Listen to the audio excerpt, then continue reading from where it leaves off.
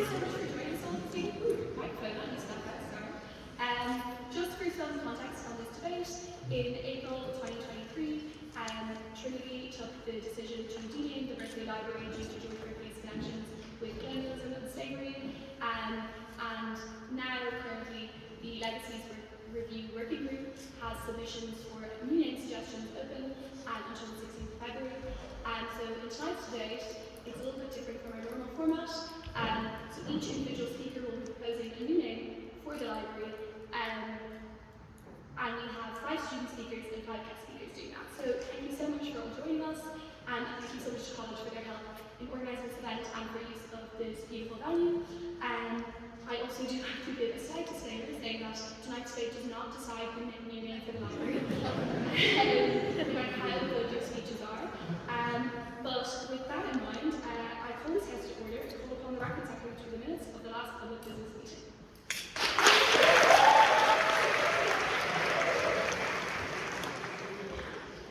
So I was told I had to explain what I kind of do up here. And yeah, I'm supposed to like read the minutes, but I don't do that. I do a little funny speech and introduce the debate. So I basically have the task of telling jokes about slavery, which is hard. So firstly, I've got 3.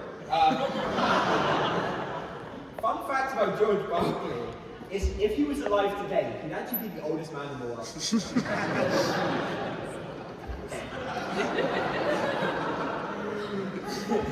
I thought it was pretty good. Okay, next one, number 2. Nowadays, in this current climate, it's actually really hard to believe that Berkeley was actually a really good guy, you know, a guy who would have paintings and name libraries after him. And that's because he wasn't. Yeah? Okay, sorry guys. Last one. So yeah, I actually fully stand behind renaming the library. You know, I think George Berkeley was a bit of a bad guy, I'm going to say it, I don't know. But I don't really know what this X guy's ever done. No? Okay, thanks, Tara. For those who didn't get that was just, they renamed it the X library for a bit, I don't know, they were going to call it the Sankara library, I'm not sure. But yeah, so my job was generally to tell the jokes before speeches. I've actually got a promotion this week, and I get to ring the bell, because a lot of the treasurer Malika is not timekeeping this week, so that's my job. And I kind of like warning to all speakers, I'm going to be quite officious with it. I don't know, don't speak for very long, because if you speak for very long, I'll ring the bell, and then listen to me, and yeah, that's my speech.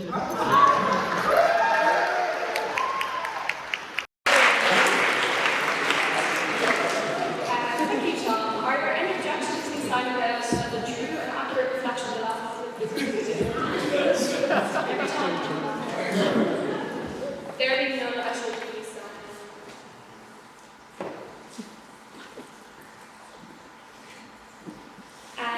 I should now just go on with myself, I guess, to introduce the standing group for this evening.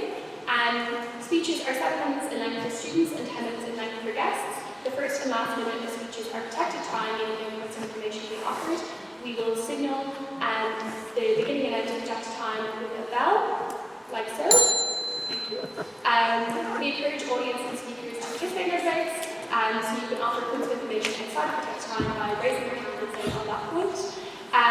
But speakers are under no obligation to accept your POI. You should have received orator terms on your way in. This is just a way to give some feedback on the speeches, and at the end of the year we award medals and cash prizes to our best student speakers, so please do fill those out, because our speakers love medals and cash prizes. Orator terms are going to be at the end of the week, so you can just put them in the ballot box, the camera to the committee member on your way out. Respect and inclusivity are good priority for us here at PACE, so if you have any concerns about tonight's debate or about any of our debates, you can contact our equity officer Linda at equity@pace.com. And now we have all of that over, I am thrilled to kick the debate off by proposing the question to the House of what we should rename the library. I call upon our first speaker, Brian Lennon, who is proposing the Oscar Wilde Library.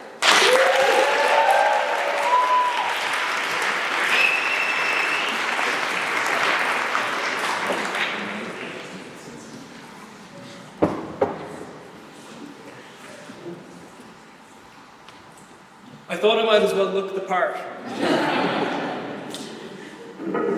Students, fellows, friends, good evening. We know, all of us, how the subject of this motion has been the centre of much campaigning recently. The figures proposed tonight have contributed their lives to the betterment of humanity and not to its detriment. For my part, I will attempt to tempt you all to take a walk on the Wilde side. I admit that I'm not sure that naming one of our libraries after another man is the best idea for a college's history of gender equality is rather sordid. And I have thought that the library may as much be named to Wilde after Oscar's mother, Jane Wilde, whose poetry and political activism are mostly and sadly forgotten in our time. But I chose to propose Oscar for a special, very Wildean reason. Wilde's time in Trinity was short, and he isn't an alumnus. In his third year, he didn't even sit at examinations. His time here ended when his tutor, J.P. Mahaffey, later provost, said to him, "You're not quite clever enough for us here, Oscar. Better run up to Oxford." And so he did. Short though it was, his time here was formative and foreboding. It was here that Oscar cultivated his aestheticism, his sexuality, and his flair for the outrageous. It was here too that he befriended Edward Carson, his later prosecutor. But we shall return to that. The names chosen for the BLU Libraries complex reflect a desire the college had for honouring distinguished alumni. The names Berkeley, Lecky, and Usher, however, ring rather hollowly. All three men were worldly, political, and theological. Usher and Berkeley were both clergymen, and Lecky was an historian who saw 18th century Ireland as a beacon of enlightenment liberalism. We all know now that this was not the case. All three were men, as Oscar would describe them, de profundis, whose desire is to be something separate from themselves, to be an MP or a prominent solicitor or a judge, and invariably become what they want to be. Wilde, however, had no truck with such ambition, had no desire to be something he was not, writing that ambition is the last refuge of the failure. Their names, the names of these three men, echo like so many yawns and stifled lecture halls. Instead, Wilde, whose religion was beauty and whose sacrament was love, acclaimed the aimlessness of youth above all else. True, he was no great liberalizer like Owen and Skeffington, nor a trailblazing intellectual like Constantia and Maxwell.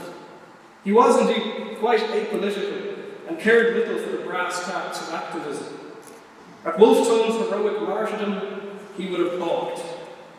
All of this gives him an air of perfect uselessness, a description I'm sure he would relish. Now, if this attitude of Wilde's seems petulant and foolish, it is because it has all the petulance and foolishness of youth in it. Not only these, but the wonder and the imagination and the beauty. Oscar seems to have had a resurgence in popularity among our generation. It is no wonder that we, self-obsessed adolescents as we are captivated by someone who once wrote about a man who fell in love with his own image. But Oscar's appeal to the young goes deeper than that. Oscar knew that the world expects us young people to behave and to obey and to agree with what is given us. It expects us to plan our entry into the passionless mechanical systems that treat us as things. It expects that we are all uniform in our desires and deeds and dreams. If Oscar saw politics as tedious and morality morose, the realization of oneself instead was the prime aim of life. For him, individuality trumped everything. A dead thing goes with the river, and only a living thing can swim against it. In youth, life is livable in all its alleys of possibilities. A friend of mine said that Wilde's name suggests all the wonder of college life, both the idleness and the excitement. And for us undergraduates, traipsing late into lectures and distracted by conversations in our libraries, Wilde's defense for not knowing what you want to be is rather soothing. Oscar was no pamphleteer, prophet, or politician, but a person, purely and pridefully, and knew that youth is only ever wasted on the young when it serves some practical purpose. While being a champion for youth, he was also a champion of the more secret cause, that of love. And he was a martyr for that love. When he was reprieved after his second trial, friends urged him to flee to France, but Oscar did not want to be a deserter of the cause of love. The man who brought him down, who prosecuted him with all the added bitterness of an old friend, was a man who, like Usher and Berkeley, profited from a rigid moral and social order. Carson and Wilde, two poles of personality. Posterity has seen to it that Oscar is more fondly remembered. It is time, I believe, to celebrate someone who so celebrated love. For his drama and wit, Oscar has achieved immortality. As a queer icon, Oscar reigns supreme. We like to think that modern Ireland has departed from the long-standing prejudices surrounding queerness, but this is not the case. Because Wilde's name is often grouped with adjectives like effete, dandyish, and decadent, and while these may be true of Oscar, these words are also besmirched in long-standing prejudices against gay men. Indeed, these stereotypes persist in the very places Wilde realised himself in. During a debate in Oxford last year, a dear friend of mine mentioned Oscar in his speech, and a disgruntled Oxonian responded from the benches, "Is this the same Oscar Wilde who was in prison for sodomy?" To which my friend responded, "No, rather he was in prison for the crime of being gay." Wilde, in spite of his contempt for politics, martyred himself for the love that dared not speak its name, dared not because it could not, in the society of that age. This college would do well to give further recognition to its most famous student and shed the shameful attitude some direct towards him. The politicization of Wilde's queerness comes with its own problems, but be they as they may, we can say that Wilde's sole concern was for love. He sacrificed himself on the altar of his own love, which was so human, all the more human because all the more dejected and tragic a love. His queer fluidity cries out against the moralizers of history and encourages us to question who we think we are, because it is only by doing so that we remain young. Wilde's name rings out magnanimously for youthfulness. What better name, I say, to beautify our parentalist library? Wilde speaks for us, for all our as yet unrealized dreams and whimsies, for we who idle because life is far too important a thing to ever be serious about.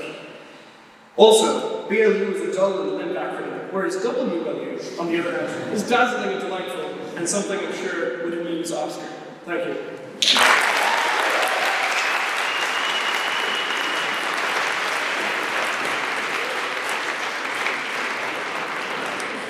Thank you to Brian for a fine speech, and I would now like to call on Professor James Smyth to propose the Old London Library.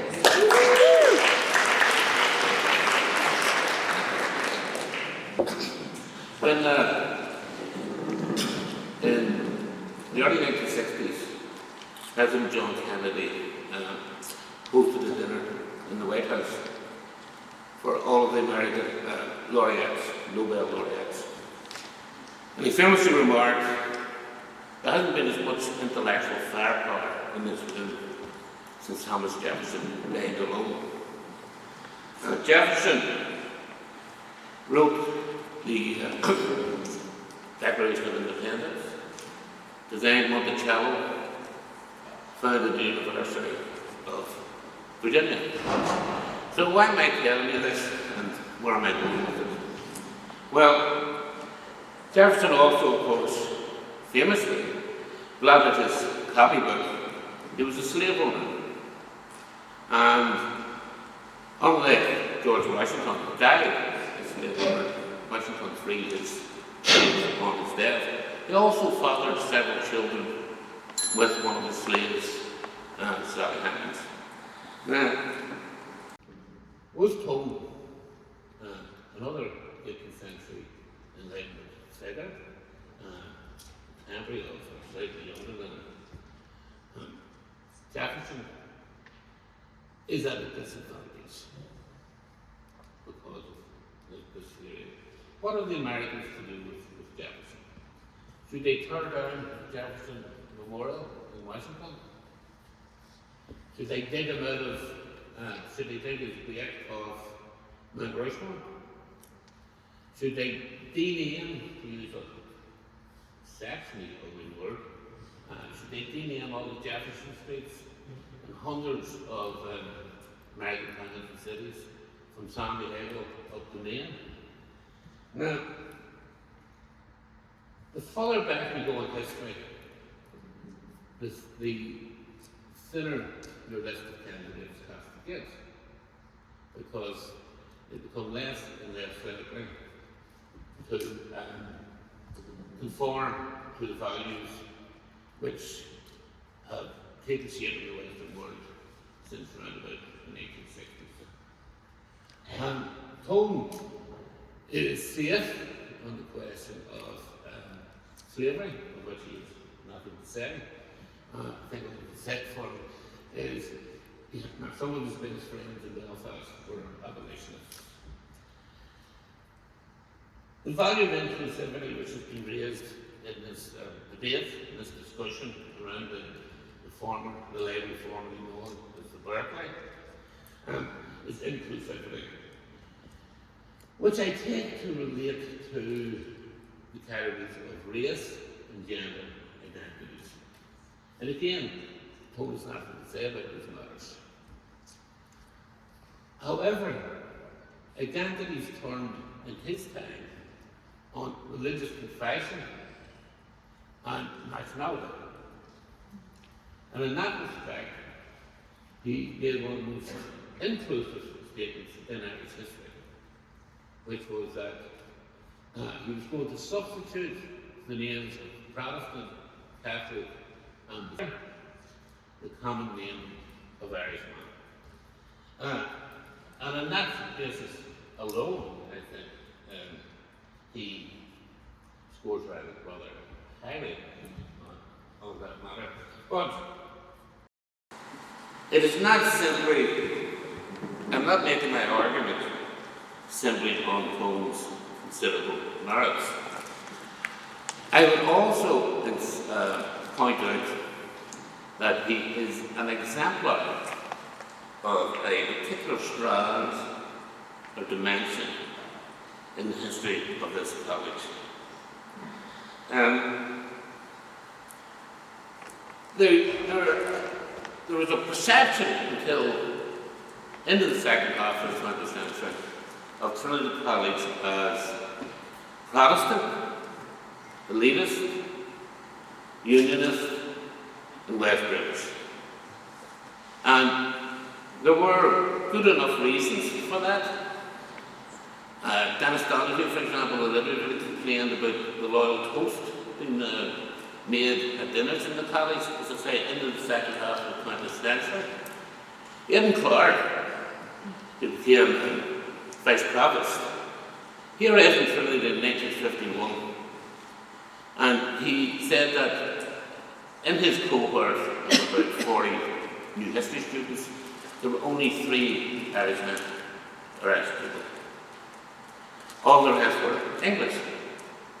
And the other 2 Irishmen were also Protestants. But this rather disguises some rather significant aspects of this college, and of which I think Tobin is an exemplar. And that is that there has been some say liberal, Protestant liberal, and progressive strands. And it's been represented by Republicans, by socialists, even by communists and atheists, as well as social libertarians. Wolfe told himself, one of the founders of the United Irishmen, Robert Emmet, Thomas Davis, founder of the Young Ireland movement in the 1840s, and the editor of the Nation newspaper. In the 20th century, here people are going Sheehy Skeffington, Dr. Noel Brown, who was minister, was on the sharp end of one of the biggest conflicts between church and state since the fall of Parnell, with his mother and child maternity scheme, which wished to emulate national health systems. And in the 1980s and the 1990s, Dr. Father Alfman, who was the Dean of the College of Arts and Letters, and the President of the Irish Apartheid movement, and a minister in Nelson Mandela's government. I say this is a side of the college that these distinguished figures represent. And I think it's an unsung tradition which we should acknowledge, cherish, an honour. And of all of these people that have been able to be here tonight, I'm pretty sure that they've passed the group they all would have done. Thank you.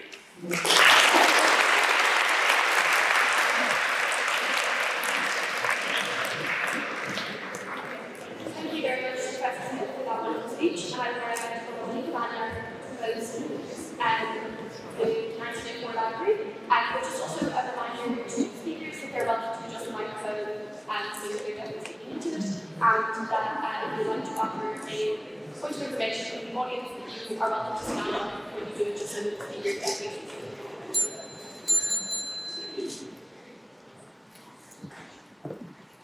Okay, so when we're talking about 1904, this is actually quite a big year for this earth. Okay, Dr. Seuss was born, Cary Grant, Oppenheimer, for all you fans out there. FIFA was also founded, which, has been great since it's growing since then. That one was just for Tom because Tom loves football and I wanted him to listen to what I had to say. But 1904 was also a big year for Trinity because it was the first year that women were allowed to enter the college. Now, this is quite a big deal because they didn't let women in for quite a long time, and considering the fact that more than 60% of the population today is female, it's an important thing to take into consideration when we're talking about what we want to name our library. The Berkeley, as it was formerly known, is one of the most public spaces on this campus. It is home to the law students, the history students, and whoever else goes to the library. I don't really know. A lot of people aren't very big fans of it. But all of these students have to pass through this building all the time. They walk by it. It's one of the most central parts of this campus. It is one of the most forward-facing places here. And when we're thinking about what we want to symbolize and what we want to value, we want to think about what we call our public spaces. There's a lot of discussion here tonight about renaming it after certain people. We've got Wilde and Wolfe and Koralek and Owen, Sheehy, Skeffington, and all of these are great people in their own right. But the key part here is that they are people. When we name things after people, we open them up to be subjected to the same kind of criticisms that these people are. And while they may have done great things in their own right, in their own time, they are still open to very valid criticism in so many ways. And this is not here to talk about why they shouldn't name it after this specific person or this specific person, but more to think about what we as the students of this society and this campus want to value and what we want to put forward. One of the most common quotes you hear in this campus is about George Salmon, and how George Salmon famously said that women will enter this institution over his dead body. And then he died, and then the first woman came in on the same day. He was having a very bad time that January, I don't know. But George Salmon was just one person, but he was part of a wider idea that women were not allowed into an institution like this. They were not allowed into a place like this, that they could not be a part of this conversation or be in an academic sphere in any way. Another lesser-known quote of Salmon's is, "If a female once passed the gate, it would be practically impossible to watch what buildings or what chambers she might enter or how long she might remain there. And if he looked around this room, he would be very disappointed." Every year, the female graduates go outside and they take these pictures with the statue of George Salmon, which sits out in Front Square. Every year they take pictures with him, and he's part of this conversation of how far women have come. But the thing here is that he represents women's success against people like him. There is nothing on this campus that celebrates these women or how far we've come from them. And this is not to say that 1904 was the year that sexism ended. Women still faced unbelievable challenges on this campus. They were not allowed to stay on past 6 p.m. because once it gets dark, they turn into monsters and the men can't cope and they're at risk, so the women need to be gone. And that even applied to female faculty. They couldn't join societies in things like the HIST or the PHil or any of the big things, any of the big names on campus. They couldn't be a part of any of it. They couldn't take part in society life. They couldn't take part in campus life. And for the longest while, they couldn't be part of the academic conversation in any way, shape, or form.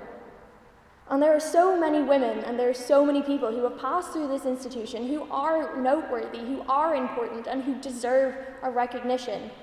Isabel Ware-Johnson was the first woman to come to Trinity. She never graduated, but she was still here. She was still the first of many. And so many other women have come. Alice Oldham, Olive Purser, Lizzie Burkett, Anne Jane Sanderson, Anya Kennedy. Guys, so many great women have been through these hallowed halls, and yet we don't celebrate them enough. We don't talk about them enough.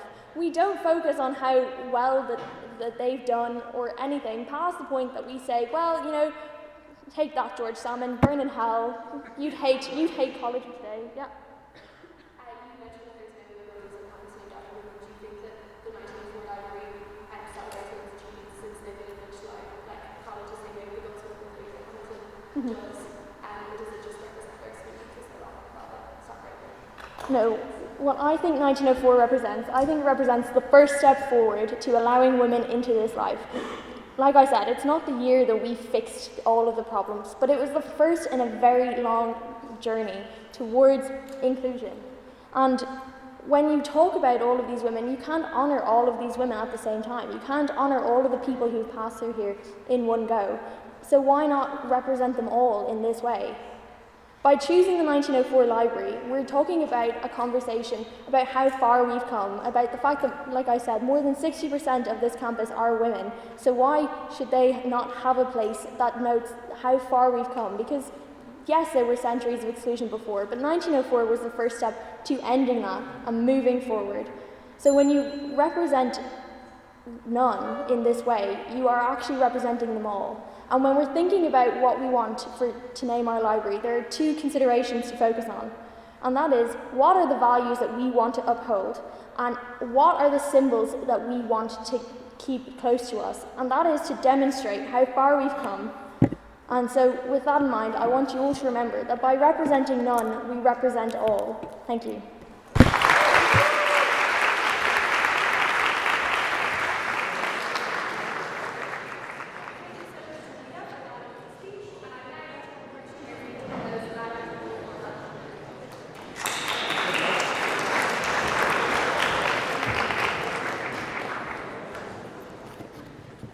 Thank you very much. It's an honour to be here.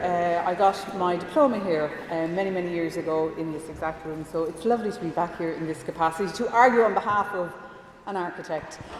Most people know I am a big fan of Paul Koralek, who is the architect responsible for the aforementioned library. And you know, architects generally don't get to keep their names on the buildings. It's not something, you know, we have maybe a few, like the Eiffel Tower is one of the few designers we can say that was, you know, belonged or was made by a designer. But generally speaking, they're consigned to somebody, as the previous speaker outlined. They're usually kind of acquired into the pantheon of power basis. They're named after O'Reillys or Smurfits or the many other names that decorate buildings all around this campus. You know, we even have a few new ones. We had Bertie's Bowl and we had Charlie's Palace, which were all to do with our own kind of burgeoning effort to kind of associate buildings with power. So, I mean, they're important. They establish order. When the British came here, they came with architecture. They lined the place with infrastructure. They were going to show us how to live, and indeed, we have made a valiant effort to adopt some of their routines, but generally speaking, we are in a period where we're trying to kind of embrace our own style, and we have many new, brilliant new architects, many of whom have erected buildings in your campus. There's the Beckett Theatre, there's Grafton Architects, who are international world architects, have now got buildings on your campus. So we're doing a good job in architecture all over the world. But the problem is, and just before I go on to the problem, the thing is that, you know, when the power base want to establish power, they build great buildings. And when other powers come in, they stand in their great buildings and rename them. Like when Hitler came to Paris, And to show all the French that he'd taken over the country, he went to poor Napoleon's Arc de Triomphe and marched all his little men up and down that route, as much to say, I'm here and you're gone. I've established my power base here. They're important things. Architecture is an important part of power and democracies and ideologies, which is why Berkeley has to go, because what he represents is no longer stomachable to a certain extent. But I suppose the real issue is about, for me, Paul Koralek, because I agree it's time for a woman's name somewhere. He has one thing that is really almost an impossible legacy to achieve at the moment, in spite of all the young architects' buildings you have here. No young architect can build here anymore. What Paul Koralek represents is something that is gone. Like, he was 28 years of age when he got to build the Berkeley Library. 28 years of age. There was an open competition, and a young man, and he was from another country, not even Irish, got the job. He had 2 or 3 drafts and entries. I mean, all of you know the story of the Berkeley Library. It's beloved by Irish architects. There's not a single architect in the country who doesn't kind of ooze and love it, and we all just, it's our pet brutalist building. It has crossed the pantheon of ugly architecture into, you know, if you're really well educated in architecture, you appreciate it. And it's also because it's a library. Like, most brutalist architecture was used for building kind of very brutalist traditions of occupancy, like giant high-rises and all about, but they were for good ideologies, all about democracy and the democracy of living. But he got to make a brutalist building that's all about reading and books and poetry.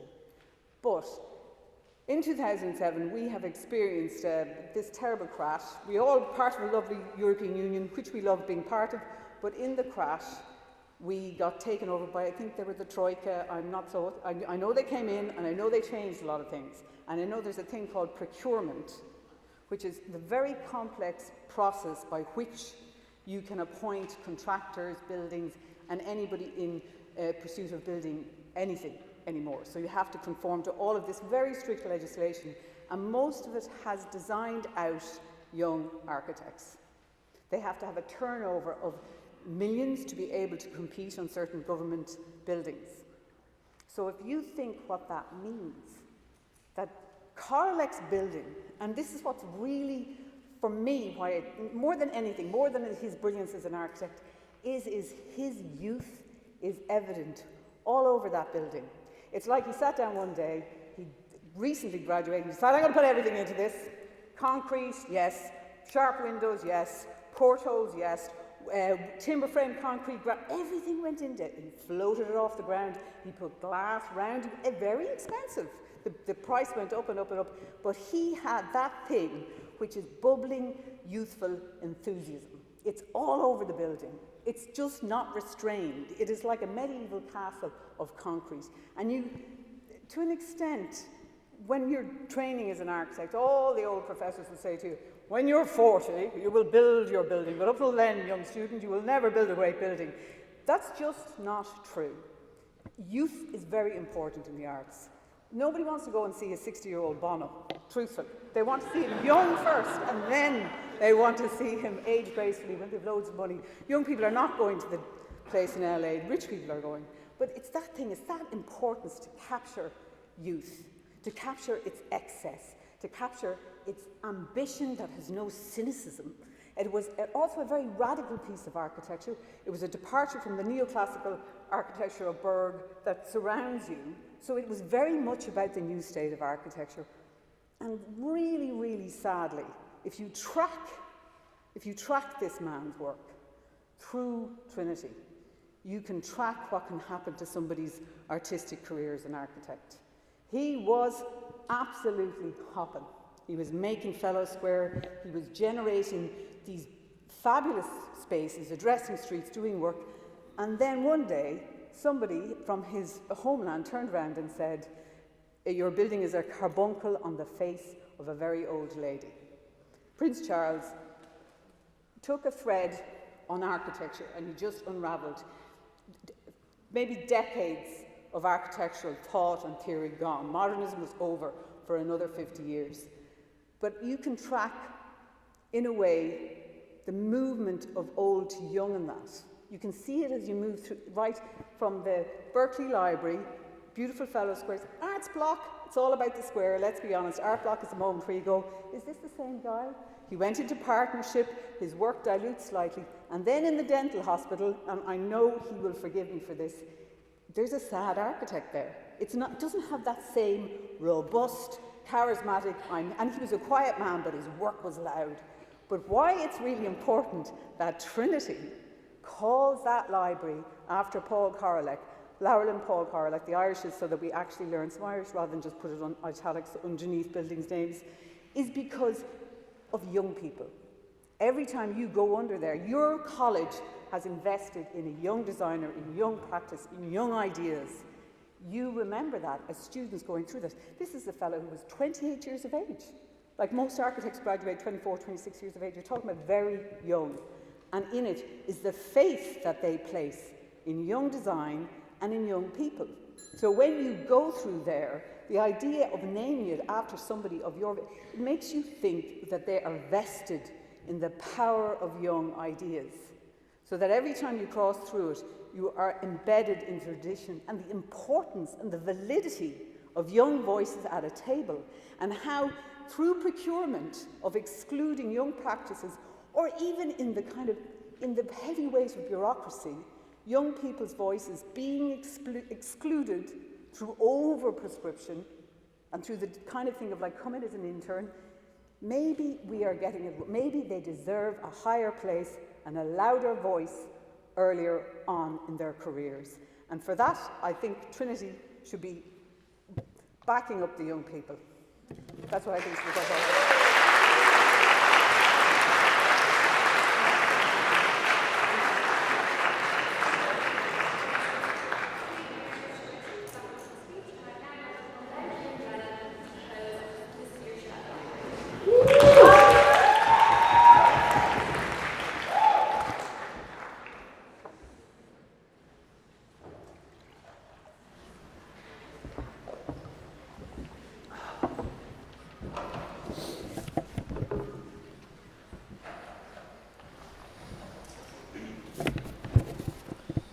Ladies and gentlemen, for centuries people believed that history was written by great men. Caesar crossing the Rubicon, Porrick Pierce proclaiming an Irish Republic, Joe McCarthy's man of the match performance last Friday. Sorry for all the debaters, that was a rugby reference. Now as time goes on, we've rightfully come to realise that some of these men weren't so great. Thomas Jefferson, as was mentioned, Winston Churchill, my personal favourite, Charles Haughey. Some of history's most beloved figures turned out to have shady pasts. I was shocked and appalled to find out that even Tom Francis, our officious records secretary, is not only a QPR fan but also a vegan.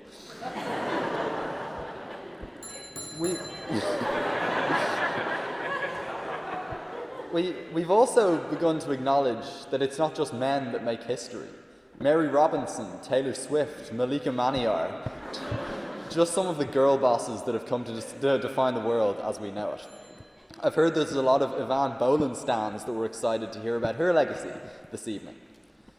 But listening to this discussion tonight, ladies and gentlemen, and the list of candidates that are being proposed, it's very clear that we haven't come nearly as far as we think. We still clearly subscribe to the idea that it's the achievements of great individuals that make history and that are only deserving of celebration. Most of the candidates discussed tonight, save the 1904 library, were individuals. They were writers, revolutionaries, architects. But naming this library after an individual perpetuates this idea that people acting alone make history and that it's just individuals that deserve to be commemorated. Now, I did a bit of Googling last night, and this so-called great men theory of history is apparently neo-colonialist. Now, I'm not entirely sure what that means, but it doesn't seem like something we should be proposing anyway. Whatever about that, though, I think this idea is just not true. It isn't true to say that anyone accomplishes anything noteworthy on their own. Paul Koralek couldn't have been a great architect if not for his teachers. Without Father John Murphy's leadership in Boule of Vogue 1978, we probably wouldn't have heard of Theobald Wolfe Tone. What really makes great things happen are ordinary people that work together. This is especially true in academia. Without peers, lecturers, TAs, librarians, a single student is just a specky teenager with a tea card and a hangover. So to name an academic library after just a single historical figure flies in the face of both academia and history. Now, of course, individuals can still make great contributions, as we're hearing tonight, but we've already got enough buildings named after random people. Like, who is Lecky, and why does he have a library that's never open? Whose idea was it to give Alexander Hamilton a computer science building? If nothing else, Oscar Wilde would be turning in his grave if he knew a library full of soulless law students bore his name. Rather than a person, then, the name I propose tonight is Leabharlann na Saoirse, the Freedom Library.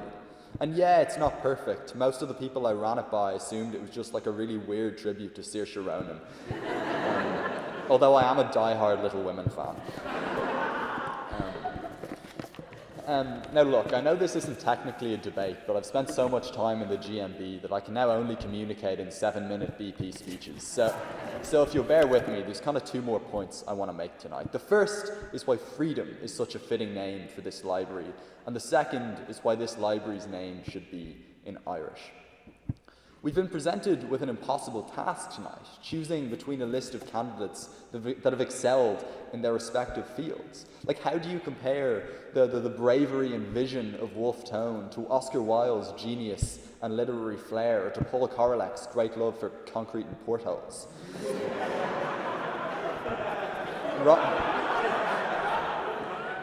Rather than trying to say one candidate is better than another, instead we should look for something common to them all, something we admire in each of them. And in my view, what really made a lot of these figures so notable was their search for freedom. Wolfe Tone in a revolutionary sense, Eavan Boland using the pen to fight for freedom of women in society, Oscar Wilde, who lived in a time that sadly didn't respect the freedom of gay people to just exist. So really, freedom is a common thread running through the lives of many of tonight's candidates. In one sense, this name recognises what we admire in all of them, and that's what makes it such a fitting name for this library. We should also remind ourselves of why we wanted to rename the library in the first place. It was because George Berkeley owned slaves. He deprived other people of their basic freedom. This was so morally wrong that we decided he doesn't deserve to be commemorated by this fine institution. It seems obvious then that the new name of this library should reflect the importance of freedom, because this is what motivated us to rename it. Now, I'll be honest, I was actually initially against renaming this library. And although this plus my accent probably makes me seem like a closeted conservative, that's not the case. No, the reason I was sceptical about renaming the library was because I didn't think Trinity should get to just hide its past. For a lot of its past, Trinity hasn't always been what you might call a freedom-loving institution. As we heard from Malika, women weren't allowed to join until 1904. There were people like Berkeley in high-ranking positions that were okay with slavery. This isn't something to just sweep under the rug. The name of the library should in some way acknowledge this past. So we definitely shouldn't be commemorating a slave owner, but we shouldn't pretend Trinity's past is squeaky clean either. Naming this library after freedom strikes a balance. It's a commitment to a value that's been missing from our past. So we've established that the library shouldn't be named after a person, and it should have something to do with freedom. My final contention is that it should have an Irish name. I know Irish students in the audience probably still have PTSD from Eavan and Montreal, but I still think it's important to preserve Irish where possible. Trinity was set up at a time where Gaelic culture was repressed. Mandatory oaths to the British Crown meant for a long time Gaelic people, Gaelic Irish, were excluded from Trinity College. The early Free State and Catholic Church didn't help either, with the Church imposing a ban on Catholics going to Trinity. In the words of Archbishop John McQuaid, "Young men may loot, perjure and shoot, and even have carnal knowledge. But however depraved, their souls will be saved if they don't go to Trinity College." Spoken like a true Blackrock College principal. Though if you were here today, I could assure him there's absolutely no carnal knowledge in the hist. So look, what am I really saying tonight? Don't name this library after a person. Name it after a value that resonates with Irish history. Name it after something that acknowledges Trinity's flawed past and symbolises a commitment to a better future. Name it after freedom. Gur míle maith agam.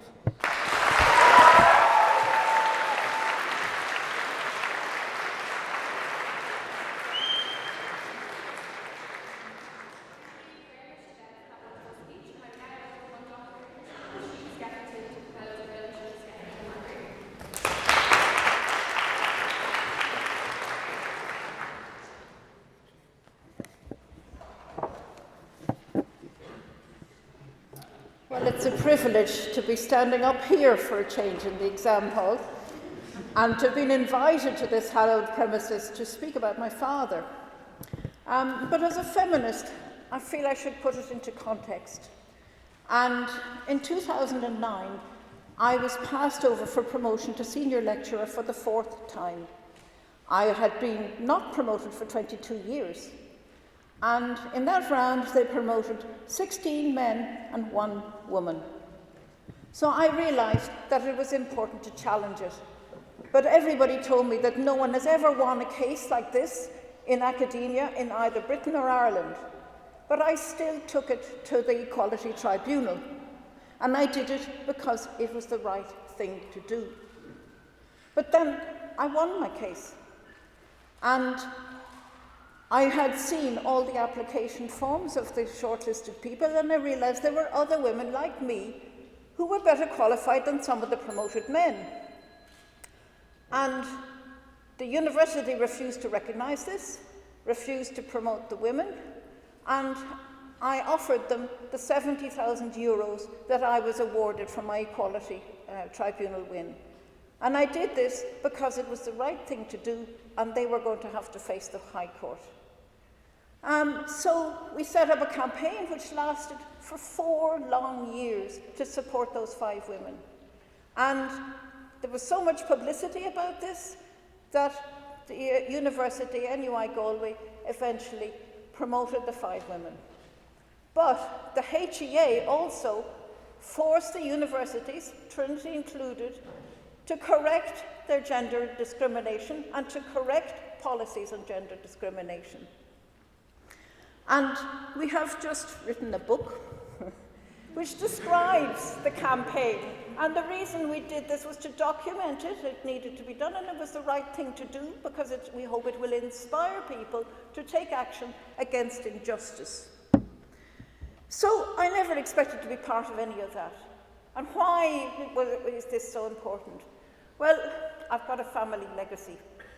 Hannah and Francis Sheehy Skeffington were my grandparents. They fought against injustice all their lives. Sadly, cut brutally short for my grandfather. He was shot illegally by a British firing squad during Easter week 1916, though he was a pacifist and non-combatant. Hannah was Ireland's most prominent suffragette. But I never knew my grandparents, and it wasn't them that really were responsible for me taking action. It was my father, Owen Sheehy Skeffington.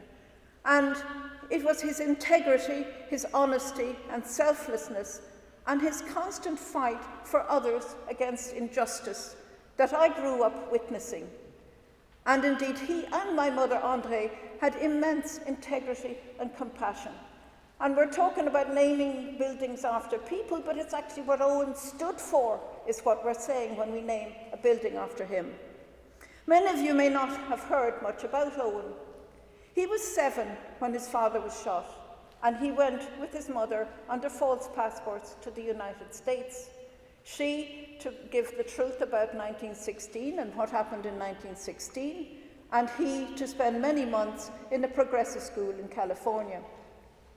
Back in Dublin, his schooling continued to be unconventional, and it taught him fairness, camaraderie, team spirit, and, following his parents, the duty to speak out and fight injustice.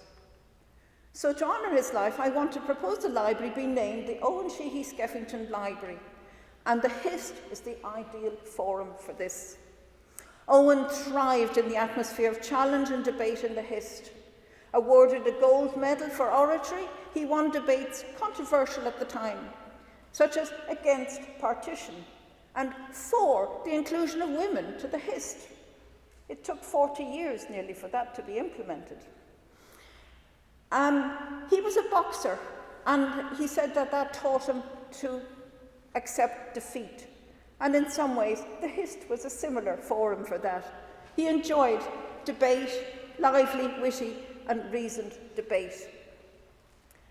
A Trinity lecturer in French, all his working life, he valued student education and always encouraged students. He drew out their individual qualities and abilities. Their testimonies on his untimely death in 1970 were wonderful tributes. He chose to support students and champion equality and justice over academic achievements. But university is a privileged society, and a member of the Labour Party, he threw himself into its more dynamic Council of Action. And the Pearse Street branch, the local branch, tackled housing conditions and rent issues and supplied legal aid, representation and moral support for local residents. Owen was later to be expelled from the Labour Party for exposing irregularities in party processes. It was his persistence in exposing hypocrisy and getting to the heart of an issue, often in the face of institutional, nay government, opposition, that was outstanding. His intellectual integrity, basing his opinions and judgments on the maximum reliable evidence, won him over to many of all persuasions. He was fearless, ready to shoulder criticism, even unpopularity, in speaking out on what he believed to be the truth. He took on some more dogmatic public pronouncements of the Catholic clergy and was famous for his letters to the press, using humour often to make his points.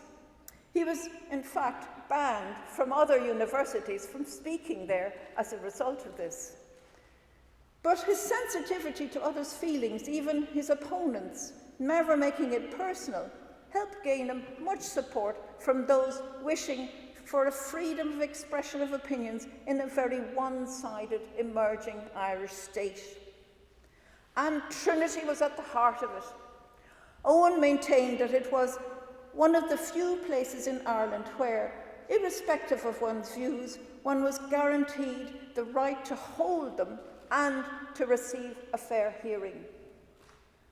Indeed, Trinity was to provide him with the ultimate platform for voicing concerns and bringing about social change. In 1954, Trinity alumni elected Owen to the Seanad, where he was a distinctive independent voice. Irish Times editor R.M. Smiley said he would be an admirable senator because he has unbounded moral courage and never is afraid to speak his mind, however unpopular his view might be. Owen was a feminist and defended women's rights wherever he could, including on the board of Trinity. Had the 6 o'clock rule, I think, removed. He championed the movement to abolish corporal punishment in schools, which was not supported in the Seanad at that time. He was one of the first to expose the terrible conditions in the industrial schools.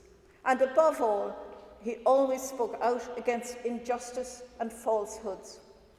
He spoke against capital punishment, was outspoken against apartheid in South Africa. He was a friend of Kader Asmal, mentioned earlier. And though he would have welcomed a united Ireland, he was sympathetic and understood the fears of the unionist community. And he never advocated force. Famously, in a 1970 Irish Times article entitled "They'll None of Them Be Missed," he exposed the hypocrisies of 4 Irish government ministers, one of them, Charlie Hockey, mentioned earlier, implicated in the smuggling of arms to Republicans in Northern Ireland. This and his opposition to the destruction of Georgian houses in Dublin's Hume Street were 2 of the last things he did before he died. He was, and still is, an icon of independent thought, of fearless confrontation of authoritarianism, and of using cogent, informed debate to achieve change in society. We need people like him more than ever today. And let us never forget him or his values, and it's his values and what he stood for is why I want to use his name for nominating it for the library. Where better to honour him than in his alma mater, Trinity College Dublin? Where better to propose it but in the forum of the Hist? So now I propose to call the library the Owen Sheehy Skeffington Library to honour and celebrate his integrity, values and fearlessness in speaking truth and challenging authority. Thank you.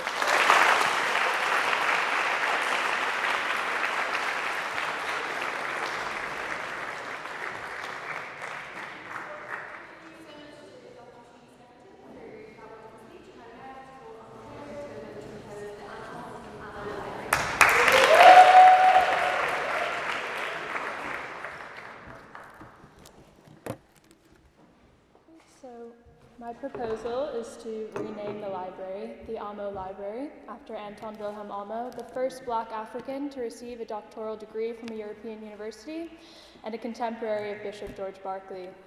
I'm aware few may be well acquainted with his story, and many will quickly write off that Anton Wilhelm Amo, who was born and died in Ghana and who studied and taught at universities in Germany, has nothing to do with an Irish university library.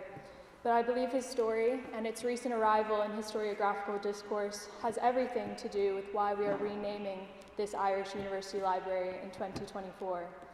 Trinity College Dublin has never been just for Irish people. Since its founding, this institution has served as a landing pad for well-connected outsiders of this island. Our significant international student population has always been a part of the college's identity, function, and strength. Today, Trinity is the 16th most international university in the world, and almost 1 in 5 students pay non-EU fees. An even larger portion of students take advantage of the more than 300 exchange agreements across the world to study abroad. Trinity's resilience over centuries of change correlates to its global network, and historically the significant involvement in colonial endeavors and the imperial project that this network facilitated. I hope this buys me at least a few more minutes to convince you of the merits of my suggestion of Amo, who, yes, is not Irish and was not affiliated with Trinity in his lifetime, but who represents in this current moment a great opportunity to demonstrate through this public renaming process the university's global outlook, commitment to a greater ethical and moral standard, and critical appreciation of historical complexities. I'm the only person this evening suggesting a person of color, which I do think is significant. Discourses of slavery and Irish involvement in the racial hierarchies of the British Empire are undeniably uncomfortable conversations, but ones we must have. The process of denaming the library aimed to facilitate a period of contemplation, rather than an immediate erasure via renaming. But have we properly interrogated the legacy of George Berkeley and how it reflects Trinity's complicity with the institutionalizing of racism in the 18th century? It's to be expected that our society today should praise the advancement of knowledge, of liberty, of free thinking, which has been programmed into our view of 18th century philosophers, and the great gift of enlightenment they supposedly shaped for us. But you need only think critically about the racialized realities of the world in the 18th century to realize it is an incredibly stark binary to reconcile: the championing of self-determination and liberty, and the construction of a divisive and scientific racial hierarchy that facilitated European domination of the global market, profiting off of mass enslavement and indigenous land confiscation. Western culture ideally defended human equality in the Enlightenment, but philosophically and scientifically it strengthened racism from the 18th century onwards, rationalizing inequality in accordance with festering imperial greed. If our focus remained insular, we would of course commemorate and praise one of the great philosophers that inhabited this institution in the 1700s. But to the credit of this institution, our cultural awareness and ethical expectations no longer allow us to. The science of race was not inherent, but it was constructed. In these complex dialogues of the 18th century that Berkeley was no stranger to. I don't mean to labor on this point, I know we have already denamed the Berkeley, but I would like to talk briefly about Berkeley's work to place it in conversation with Amo's. Berkeley's proposal for the better supplying of churches in our foreign plantations and for converting the savage Americans to Christianity outlined certain means in which slavery can be supported and strengthened. In favor of baptizing slaves, Berkeley urged masters that their slaves would only become better slaves by being Christian. He also expressed that masters disappointed their own baptism by denying it to those who belonged to them. Berkeley strengthened the savior complex in plantation masters' interests and contributed to a spiritually grounded intellectualism that strengthened the psychology of violence on American and Caribbean plantations for generations. Anton Wilhelm Amo was 18 years Berkeley's junior. He was also a philosopher, a great thinker, and a university professor. Born in present-day Ghana, Amo was enslaved as a young boy, no older than 5, and was purchased in Amsterdam as a gift for Duke Anton Ulrich.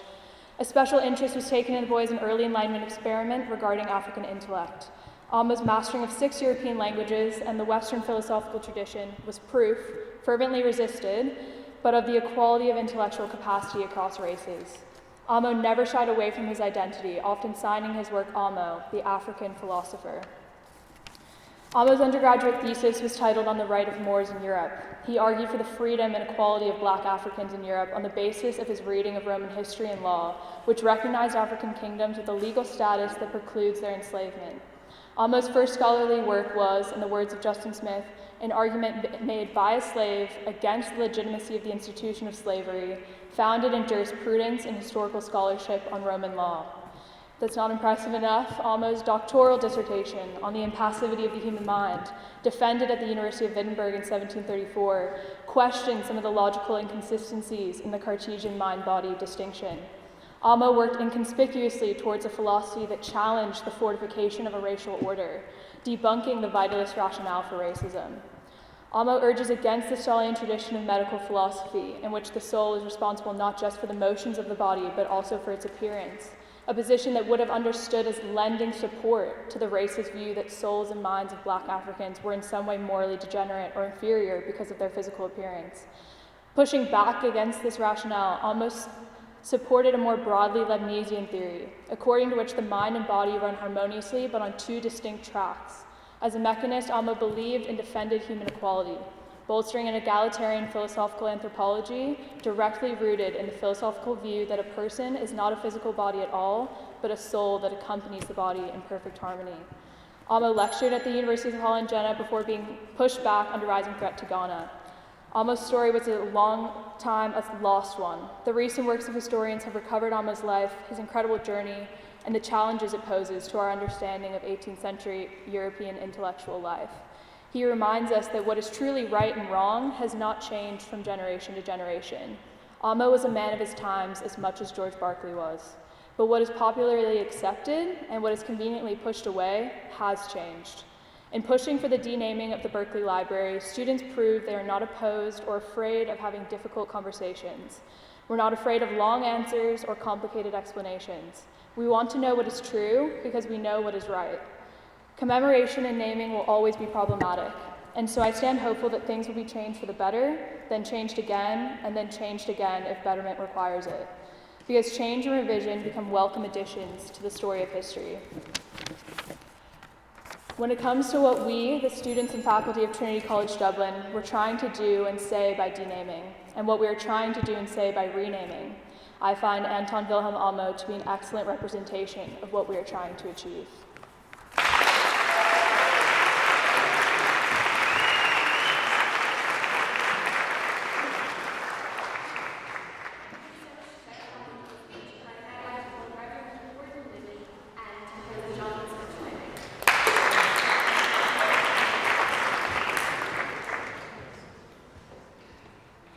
Madam Auditor, ladies and gentlemen, the last time I was here, I got a fascinating insight into the sex life of the students at Trinity College. And for the benefit of any parents who are here, I tried to put them on the straight and narrow. However, my theme tonight is underpants. Just to make you all feel comfortable, I'm going to talk about underpants in a moment. But I have an instinctive objection, and I agree with the idea. Denaming is such an unfortunate word. It's like beheading. It has violence attached to it, and I'm uncomfortable with it. I'm also uncomfortable with condemning someone who's not able to speak for himself. And it's rather like driving a car while looking in the rear-view mirror. You don't see what's going on around you. You don't see the ever-present dangers. And as we all know about driving, oh, by the way, thanks for ringing the bell. The bell, I should tell you, is a danger signal for a clergyman, because that's when we start. Anyway, I'm object to trying to test somebody who's not here to defend himself. And because of time, I'm not going to have time to go into the reasons why he might be able to make a good defense of himself. But there was reference made to his views about baptizing.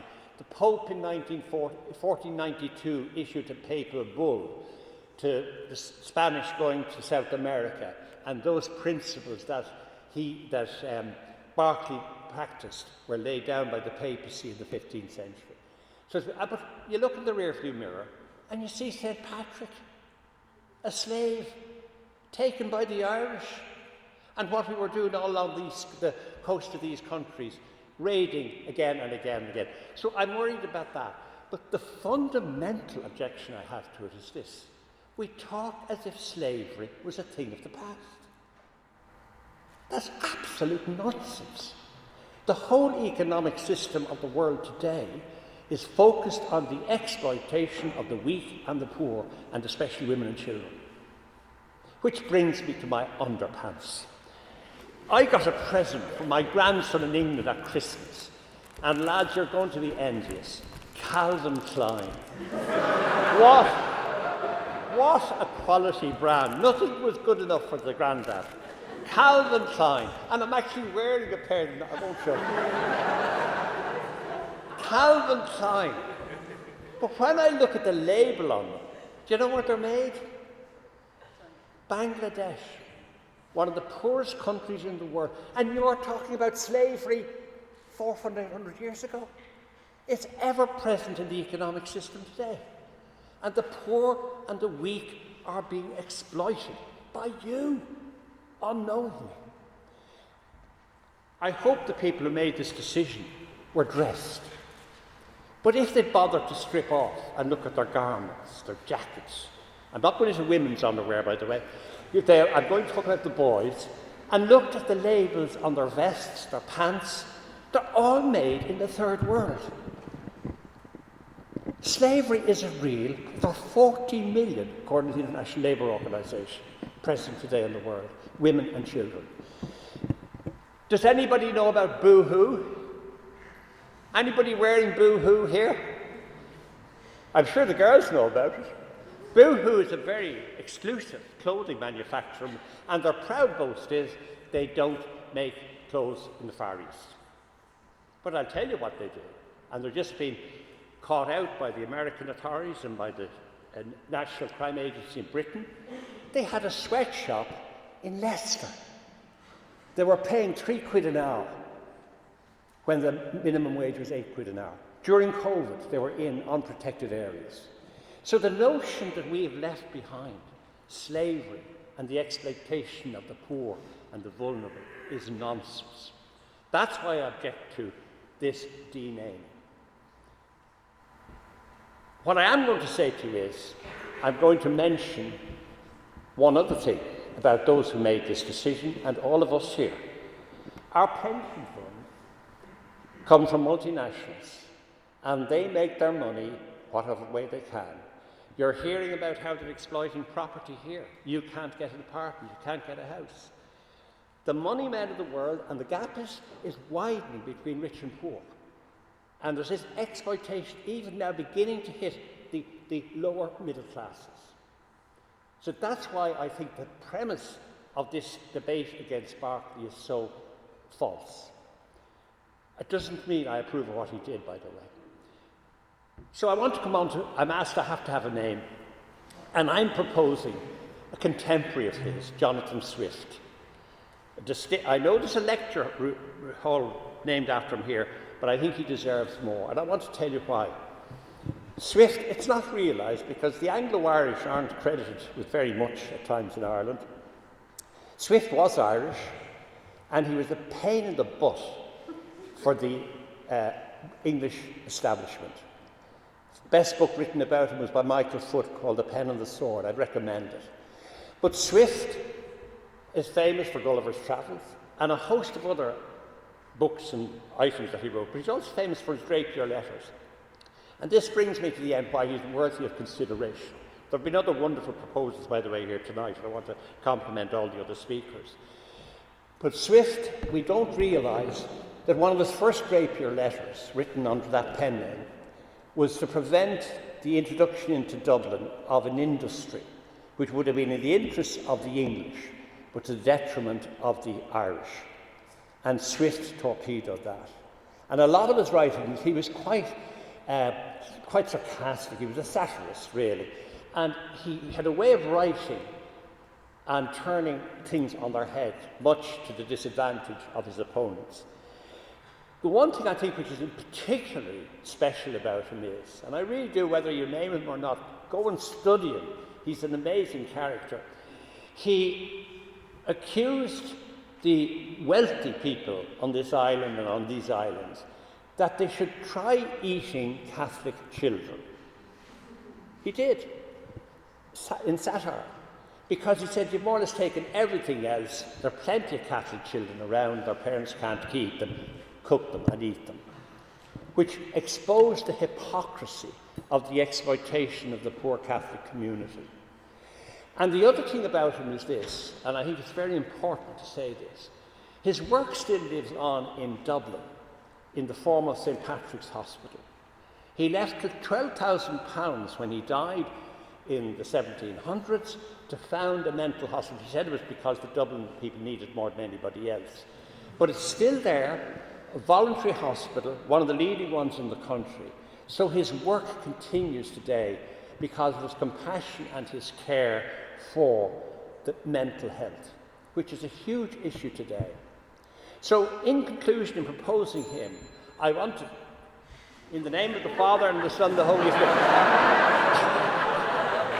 I now start.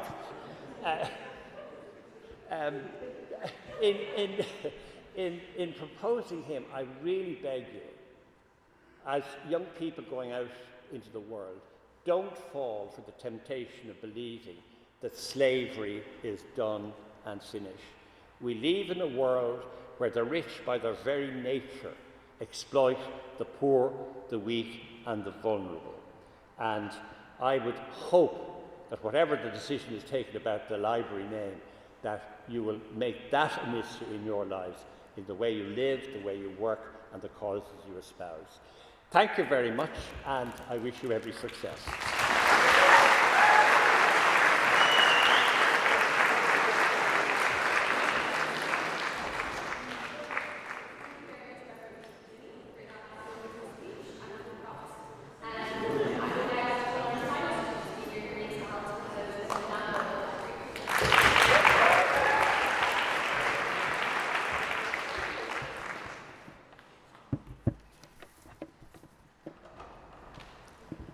Hi everyone, happy to be here, happier to see that there's still some people left in the audience, so thanks for being here.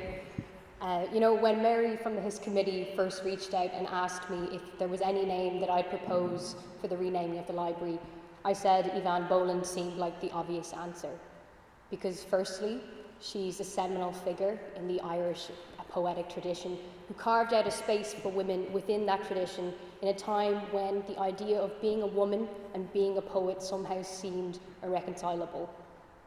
And secondly, because I reckon it would save someone a lot of hassle if we didn't have to take away the B from the BLU complex signs on campus.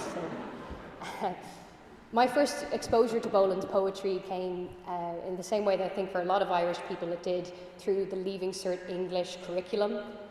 And there she is presented alongside Heaney and Frost and Plath and Yeats in the pantheon of poetic greats. I found myself really drawn to Boland's poetry for strategic reasons, because I reckoned she was very likely to come up, which she did, and because as someone who's interested in history and the processes of history, how Boland mixed grand narrative, myth, and the everyday in a way to comment on the experience of time and memory felt arresting. Every poem felt like a challenge to the reader to think about our place in history.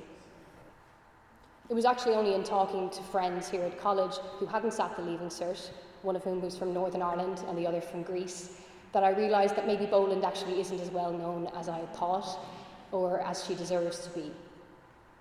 Boland was born here in Dublin in 1944, but actually spent a lot of her childhood outside of Ireland because her father worked as a diplomat. But she came back here for secondary school and then came here to study at Trinity College in 1962, the same year she published her first poems when she was only 20 years old. She graduated in 1966, but came back and worked as an assistant lecturer in 1967, the same year what was then actually called the New Library, rather than the Berkeley Library, first opened. In her career, Boland published 11 collections of poetry and 2 of prose, She was poet in residence here at Trinity in 1989, then poet in residence at the National Maternity Hospital, and from 1996 on, she was head of the creative writing department at Stanford University. In 2018, she was actually commissioned to write a poem commemorating the 100-year anniversary from when the first Irish women gained the right to vote. That poem, entitled "Our Future Will Become the Pasts of Other Women," was read at the United Nations General Assembly. Commemoration is always contemporary, in that who we choose to commemorate speaks more to how we seek to define ourselves in a given moment.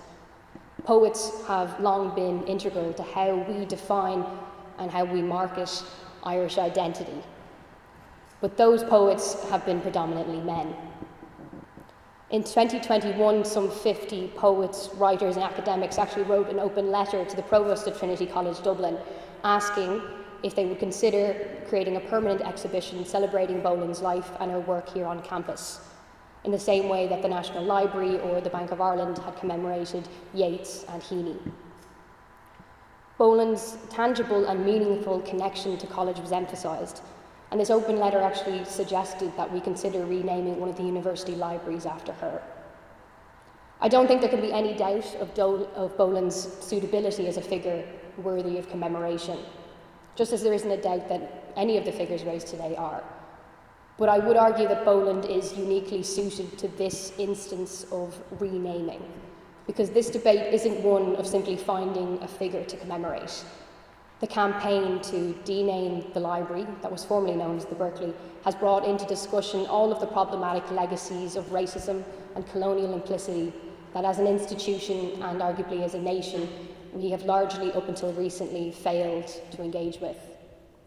I'm a history student here, and we spent a lot of time discussing this case and similar cases to it. And I think there is a recognition within the discipline that maybe the tools that we've used up until now aren't quite up to par with the challenges that we're now facing.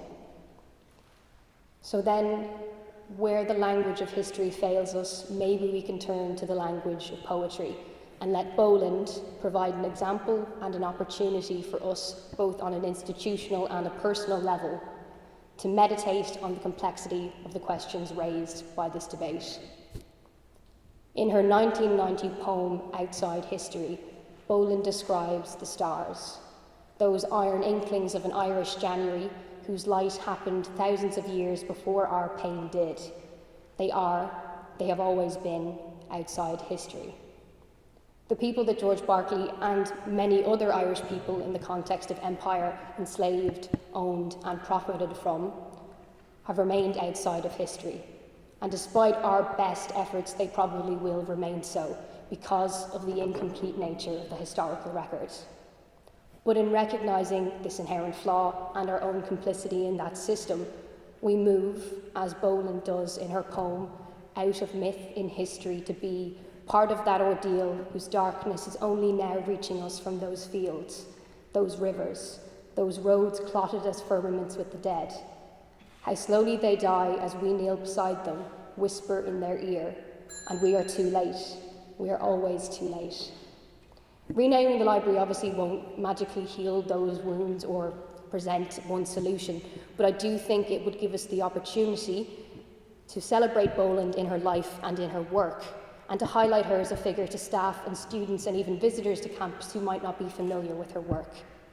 But more than anything, I believe that it would not only represent a way to create distance from the problematic elements of Berkeley's legacy, but would also represent a way to do it that isn't just performative and instead is a genuine and authentic way to satisfy both students' need for change and that's also within the remit of the Legacies Working Group. So, thank you.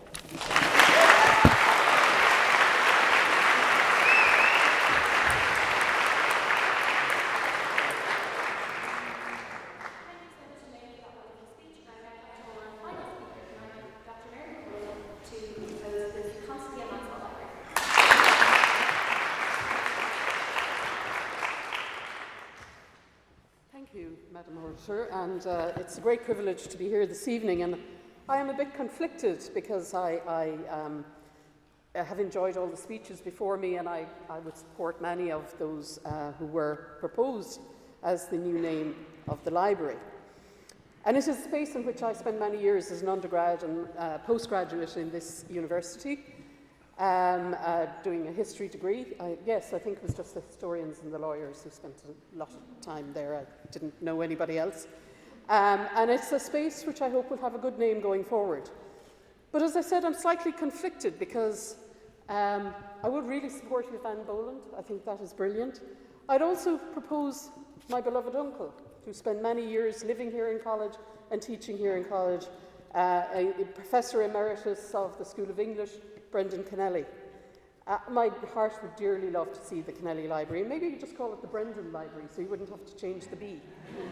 However, I'm sure he himself, as somebody who promoted women's writing and indeed co-authored or edited an anthology of women's writing with poet Katie Donovan, would support the cause of his good friend and fellow poet Eavan Boland. I have been involved in many naming projects over the decade of centenaries. I'm a historian of the revolutionary period and of revolutionary women. I was involved in the Rosie Hackett Bridge campaign, and that was very interesting. So I'm always want to name places after women. I think it's about reclaiming spaces, inserting women into commemorative processes, putting their names on buildings, a very important thing to do. So as a feminist, as a gender historian, and as a graduate of the School of History and Humanities here in college, and in a departure, I'm going rogue here, in a departure to what was advertised, I would like to propose an amalgamated name for the new library, or a new name for the library, sorry, and to honour the first and second female Lecky professors of history who succeeded each other in that post. So who were these women? Well, the first woman professor of history in Trinity and in the School of History was Constantia Maxwell. The first woman students, as you've heard, entered Trinity in 1904, after well over a decade of campaigning and lobbying and letter writing and begging to be let in and waiting for Provost Solomon to die and all that sort of thing. And eventually they get in 1904. And soon after, in 1909, a very significant event occurs in the history of women in college, and that was the appointment of Maxwell as an assistant to the Professor of Modern History, making her the first female member of the university's teaching staff. She was born here in Dublin in 1886, the daughter of a distinguished Scottish surgeon, Patrick Maxwell, who had come to Ireland when he was appointed to the National Ioneer Hospital. And she and her sister, and I love the name, Eavan Maxwell, later also a surgeon at the Ioneer, were among the first group of women who came into Trinity in 1904. From all accounts, Maxwell was a brilliant student, receiving her BA in history and the gold medal in 1908. She then took her MA in 1911. Life was not easy for members of staff, female members of staff in college at that time. And there were many sexist and misogynistic ideas about the place of women. Unfortunately, Salmon was not the only one who had very misogynistic ideas about women. And despite the small but growing number of female scholars and staff, the staff members did not receive equal pay, and they were not allowed into the common room until 1958 or sit at high table until 1966. Of course, this is all despite the fact that the founder, supposedly, of the college was one woman, Queen Elizabeth. However, there has been a recent article about Queen Elizabeth and the fact that she called herself, she had the heart and soul of a man trapped in a weak woman's body, so maybe she was conflicted as well. Maxwell has a very interesting bibliography. Her first book was published in 1914, A Short History of Ireland, which was for use in schools. Then in 1923, she published Irish History from Contemporary Sources, 1509 to 1610, which was a very accessible source book. And I just want to read an extract from the Dictionary of Irish Biography, which sums up her scholarship. It says her first two books were followed by significant editions of Arthur Young's Tour of Ireland, published in 1925, Young's Travels in France in 1929, The English Traveller in France, 1932. However, her seminal works, or would it be womanal works, are Dublin Under the Georges, published in 1936 and republished in 1956, and Town and Country in Ireland Under the Georges in 1940, two pioneering studies of 18th century Irish society for which she earned both academic and popular acclaim. Their publication, the dictionary goes on, marked the high points of her career and further consolidated her reputation as one of the foremost scholars of her generation. As her research and publications demonstrate, she was regarded as a very important scholar in her time, and in 1939 she becomes the college's first professor, a personal chair in economic history. And in 1935 she succeeds to the Lecky Professorship of Modern History, becoming the first woman to hold an established full-time chair. During her time working in Trinity, she shared a home with her sister Eavan, who was, as I said, a surgeon at the Eye and Ear. She also had a very deep personal friendship, companionship, relationship with Dame Myrna Curtis, and spent holidays with Curtis in England. She also spent her post-retirement years living in a cottage in Kent with Curtis. Curtis was a long-time civil servant and later principal of the Ladies' College, Newnham College in Cambridge, a Dame of the British Empire. Her entry in the Oxford Dictionary of Biography notes that in retirement she lived in Cranbrook, Kent, sharing her home with her friend, the Irish historian Constantia Maxwell. Living until 1971, she outlived Maxwell, who died in 1962. And in an obituary, Maxwell is described as a deeply learned, cultivated woman of much sympathy and understanding, and much modesty and even humility for all her accomplishment and knowledge. Her shrewd judgments on her subject and on her university, tinged always, it seemed, by an amused and ironic detachment which extended itself to all human affairs. She sounds like a pretty cool person. If her work is regarded as somewhat old-fashioned these days, its scholarship, I would argue, still stands the test of time. My co-nominee for this is Jocelyn Otway-Riven, who succeeded Maxwell as Lecky Professor in 1951 and held the post until 1981.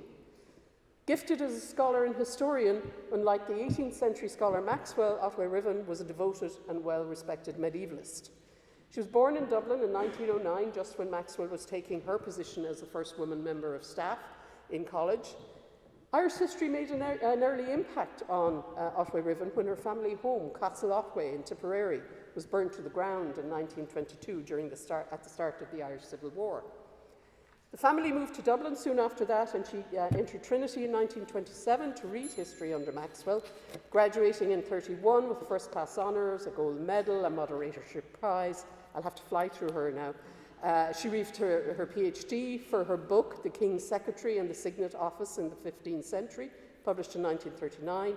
She comes back to Trinity in 1938 as a lecturer in medieval, modern and economic history, and over the next 4 decades, she established herself as an authoritative scholar in medieval history and as something of an eccentric persona on campus. Her History of Medieval Ireland, published in 1968, was a landmark in Irish historiography. Historian F.S.L. Lyons, later Provost of Trinity, said that when he was a student, his fellow freshmen tremblingly presented themselves in her lecture room, and she was known as the Boudica of the history school. Her research and publishing CV is formidable. All sorts of books and articles on medieval Ireland. She published the Dowdall Deeds. She did all sorts of different publications. She was more strategic and ambitious, according to a blog post, in seeking gender equality in college than Maxwell. Elected to all sorts of honours, her prolific career in Trinity continued until her retirement in 1981. Interestingly, she nurtured the talents of many female students, and as a result of her work, women began to get more involved in medieval history. She retired in 1980, unfortunately cut down with a stroke. She dies in 1989. An appreciation by F.X. Martin said she was great, and loved drink as well. Or good food and liquor, not that she was an alcoholic. For their careers in scholarship and research, I would suggest the 2 women combined together, but there's 2 more reasons. Can I just beg your indulgence for 2 more seconds? Constantia Maxwell and her sister regularly enjoyed entertaining friends in the Houghton House at Dublin Zoo, where they ritually fed their pet vultures. Anyone who has a pet vulture deserves a library named after them. Otway Riven had a passion for gardening and alpine plants, and she was known as a trade union activist and introduces the Irish Federation of University Teachers, IFUT, which I am a member and most academics are a member, and organised a branch in college. She, surprisingly, is a cousin of Roger Casement, who was executed for his role in 1916, and she was known in college affectionately by the nickname the Ot. So I would respectfully suggest that the combined careers, scholarship and achievements of these two women, Maxwell and Otway Riven, both fantastic historians and rigorous scholars, both devoted to college, both trailblazing women in Trinity and in history, make the case to have the library named the Maxwell-Otway Riven Library difficult to refute. We even have a great nickname, the Max Ott Library. Thank you very much.